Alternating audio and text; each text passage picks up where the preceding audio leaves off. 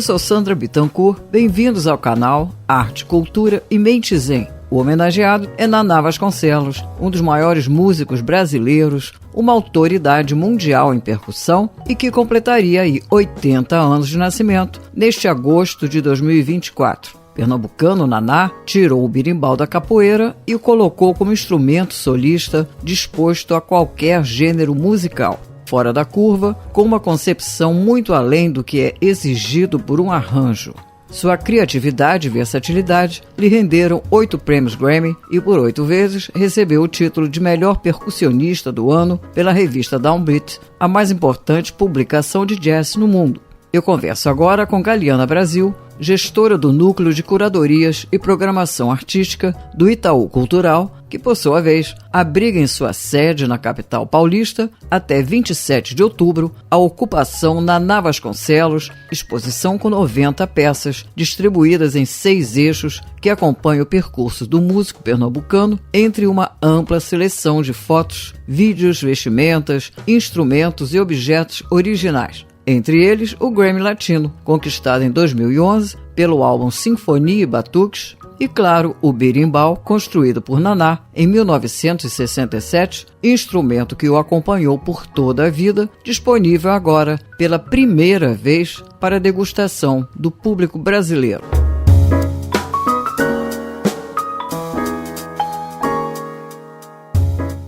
Galiana Brasil, ocupação Naná Vasconcelos via Itaú Cultural, né? Um dos maiores músicos brasileiros, consagrado no mundo inteiro, uma autoridade mundial em percussão, né? 80 anos de nascimento neste agosto, não é isso, Galiana? Isso, nosso mote foi essa efeméride dos 80 anos, mas eu costumo brincar, foi a melhor desculpa para a gente fazer uma homenagem a esse gênio, né, da nossa cultura. É um nome que a gente já vislumbrava muito, né, poder fazer algum tipo de homenagem, mas a partir desses 80 anos ela veio do tamanho que eu acho que merecia. Pois é, Galiana, mas a exposição em si veio à tona através de um pedido da Patrícia Vasconcelos, que é viúva do Naná, né? Ou já era uma ideia da curadoria do Itaú, ou as duas coisas juntas? Conta pra gente.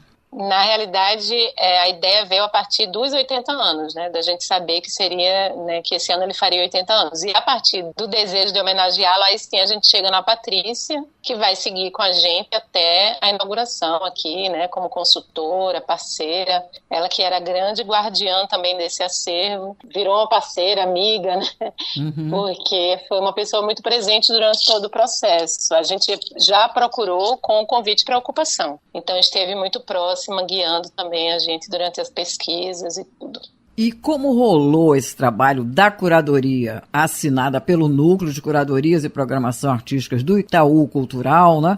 Centrado no universo do Naná? Eu sei que são 90 peças, incluindo fotos, vídeos, instrumentos, vestimentas. Conta pra gente. Tem uma coisa bem determinante que a gente sempre fala, né, nesse projeto Ocupação, que é a própria limitação do espaço. Sim. O espaço também vai te dar uma certa borda que vai um pouco limitar.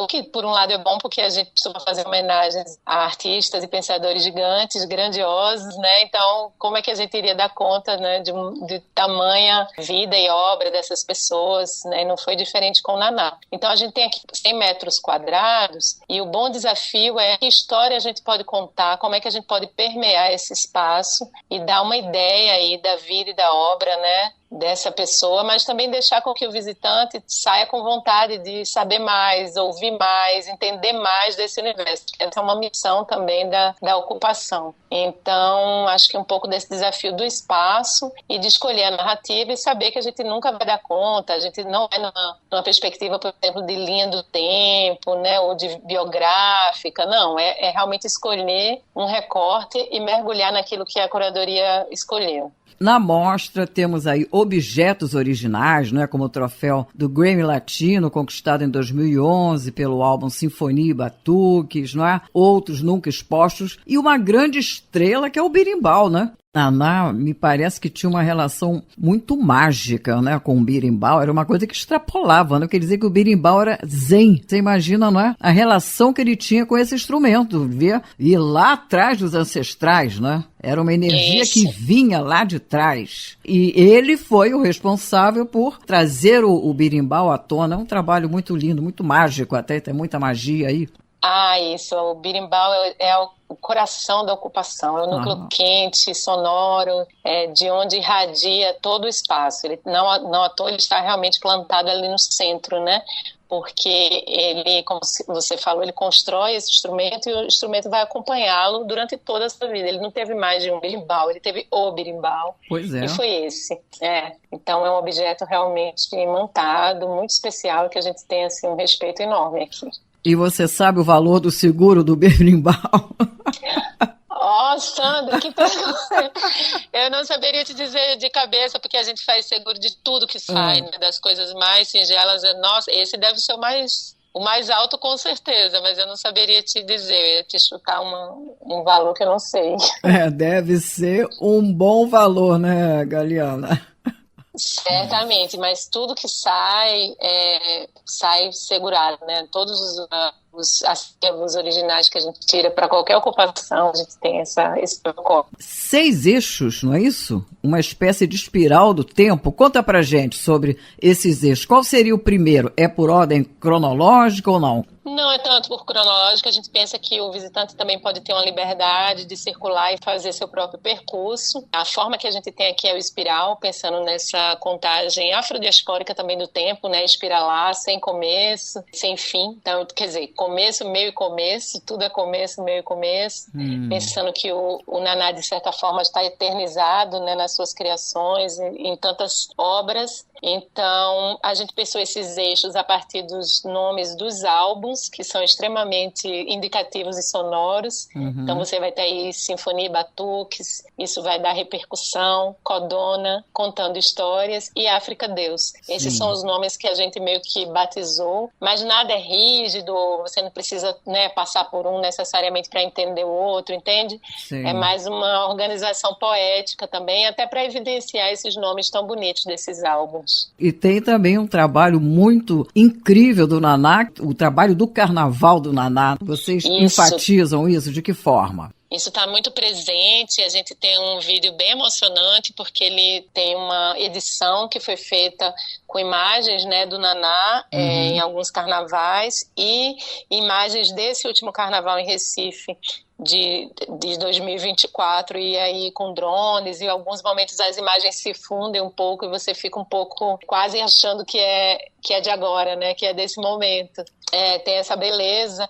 Eu gosto muito também de um outro nicho que tem algumas vestimentas dele que ele usava ali de frente, né, quando ele regia aí esses batuqueiros. Então a gente tem 3 ou 4 vestimentas originais também, que ele escolhia as cores com muito cuidado de acordo com o orixá que regia aquele ano. Isso. Então são roupas muito, muito bonitas também que estão aqui expostas. Bom, e nós temos também um trajeto que vai passo a passo no trabalho do Naná com as crianças, é isso? Isso, o Naná teve uma entrada, assim, uma preocupação com repassar esse conhecimento, com a musicalização também dos pequenos, e o Contando Histórias conta um pouco dessa relação. É um nome também, né, de um álbum, acho que de 94, e traz um pouco desse projeto que ele fez junto com o maestro Gil Jardim, acho que ali nos anos 90, e chamava ABC Musical. Envolveu crianças do Brasil. Isso vai desembocar em outra ação, que é a Língua Mãe, que é um grande trabalho também com crianças de língua portuguesa, de língua, né, lusófona também, e de Angola, Portugal e Brasil. Enfim, então acho que também é um aspecto que nem todo mundo conhece desse Naná formador, desse Naná também pensando em repasse de conhecimento, formação, que também era uma marca muito funda dele. Galiana, parece que nesse eixo África-Deus, você inclusive já citou, né? Existe um vídeo depoimento da filha, né, da Luz, e da Patrícia também.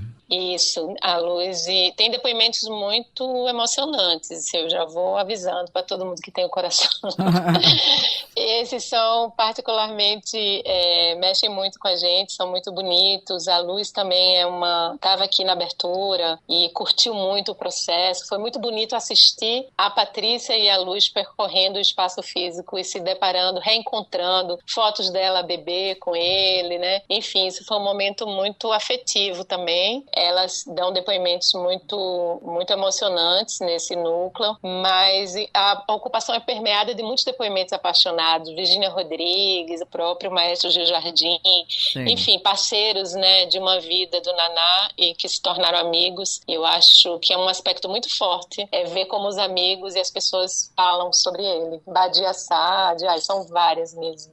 O Naná foi uma espécie de gênio, né, Galiana? Aquela concepção, ritmo musical dele, né?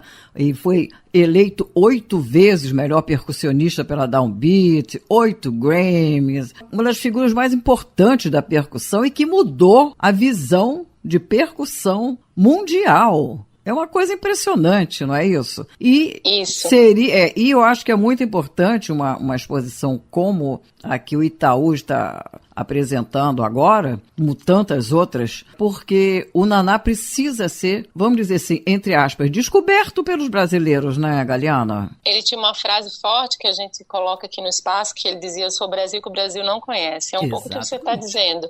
E mesmo quem conhece, Sandra, é muito comum assim, a gente ouvir da gente mesmo, né, que ficou meses debruçados nesse universo, dizer, nossa, isso eu não sabia, isso eu não, nossa, ainda tem isso, sabe?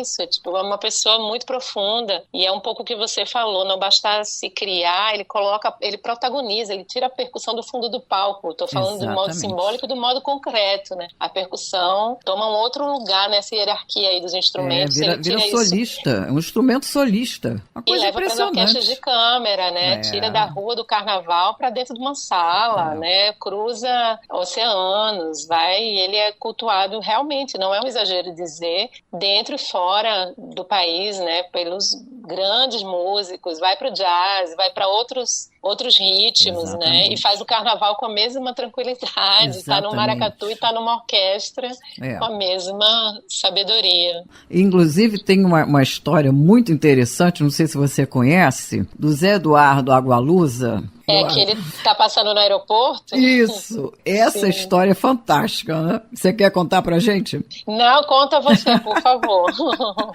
Então, o Naná estava lá à frente, né, na fila do raio-x em Berlim, acompanhado pelo birimbalzinho dele, e naquela época a capoeira ainda não era muito popular, né, Galiana?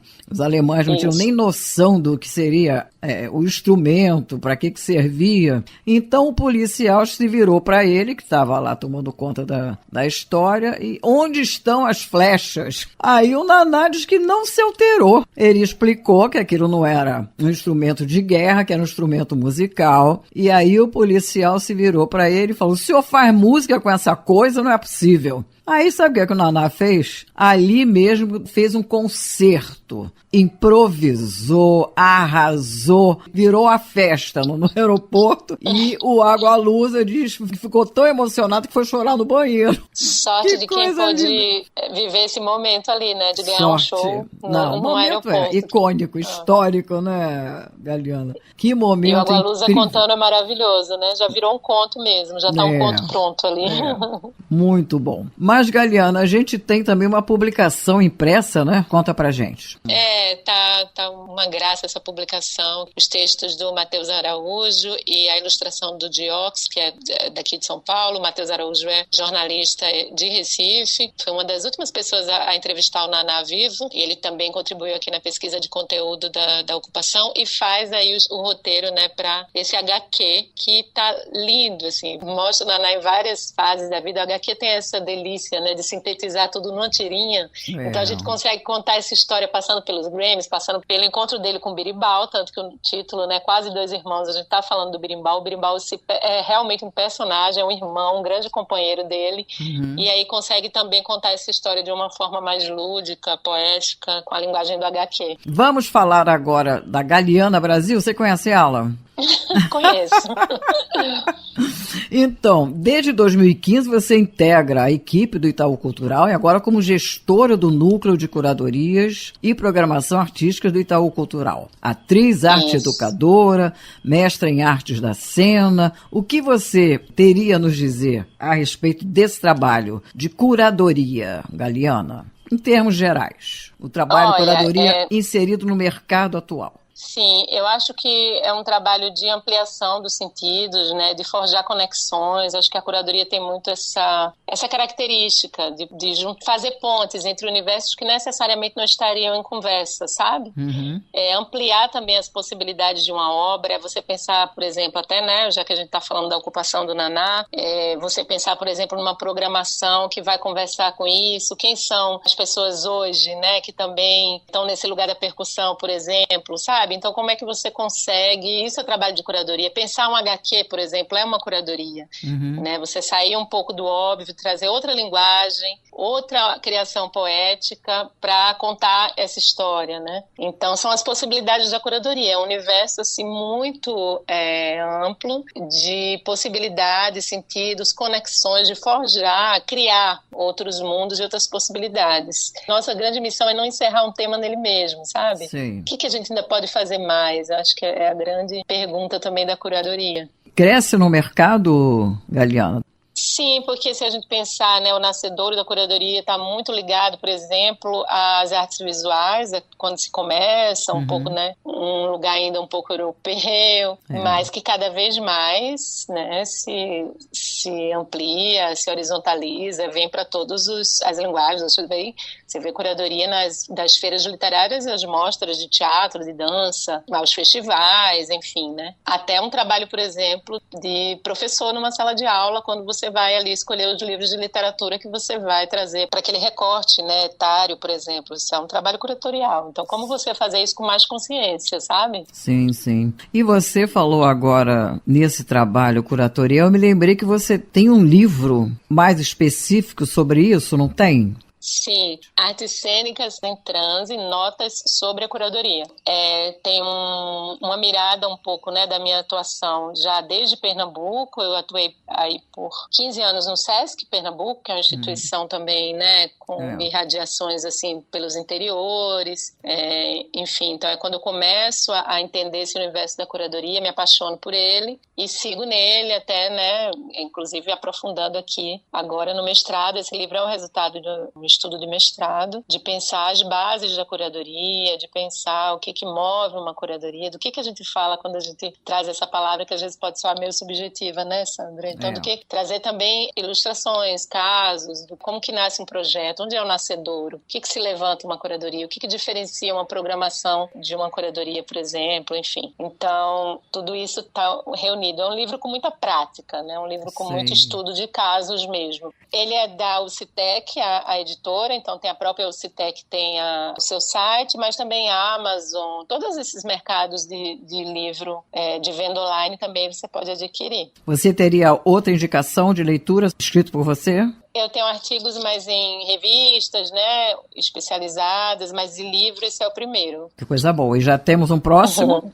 Ainda não. Tem algumas colaborações de prefácio, enfim, livros também de colegas, geralmente das artes cênicas, quem está pensando em gestão cultural, economia criativa, mas estou precisando agora de tempo para reunir tudo isso aí na nova publicação. Bom, mas, Galiana, o que você gostaria que as pessoas absorvessem dessa ocupação na Naná Vasconcelos? Qual seria o sumo? Nossa, acho que o sumo do mergulho, né, nesse brasileiro, nesse homem do Nordeste que, ao falar da sua aldeia, cantou o mundo todo, se comunicou universalmente. Acho que o sumo é esse entendimento quanto a arte, ela é uma linguagem que universaliza. A força que isso tem, né, de ultrapassar fronteiras e limites sociais, raciais, enfim, acho que esse seria um grande ensinamento. E outra coisa que eu queria muito convidar as pessoas, porque a gente fala muito de uma coisa que está aqui cravada, na Avenida Paulista, em São Paulo, e as pessoas podem achar, puxa, não vou conseguir ver isso pessoalmente, mas a gente tem um site que é o lugar que a ocupação permanece, ele é perene, então tem muito conteúdo, entrevistas, depoimentos da ocupação Naná que estão no site do Itaú Cultural. Eu queria muito convidar as pessoas para acessarem, quem não puder ter essa oportunidade de estar aqui, para poder também fruir de tudo isso que a gente está conversando aqui. Ótima dica, fala o site. itaucultural.org.br. E aí, dentro das abas, né, é um site bastante diverso, mas tem no site de busca ali você põe as ocupações e tem todas elas, né, mais de 60 já. Aproveita ver o Paulo Freire, pode ver o Chico Sainz, estou falando aqui dos pernambucanos, puxando a sardinha ali de Itamaracá, que a gente fez também, mas tem Dona Onete do Pará, nossa, tem muita ocupação bacana que os conteúdos ficam todos lá, isso é legal porque a ocupação passa, mas no site, na internet, os conteúdos ficam. itaucultural.org.br. Galiana Brasil, obrigadíssima pela conversa, parabéns pelo evento, muito sucesso na temporada com a ocupação Naná Vasconcelos no Itaú Cultural São Paulo e até a próxima, né, Galiana? Até a próxima, Sandra, e todas que nos ouvem. Foi um prazer conversar e poder irradiar um pouco, né, dessa mágica, celebrar esse gênio que é o Naná Vasconcelos e todo o seu legado. Muito obrigada. Vou ficando por aqui. Não se esqueçam de curtir, se inscrevam no canal, compartilhem e ativem o sininho das notificações para serem avisados quando sair uma nova conversa. Obrigado a todos. Na próxima semana tem mais. Espero vocês. Até!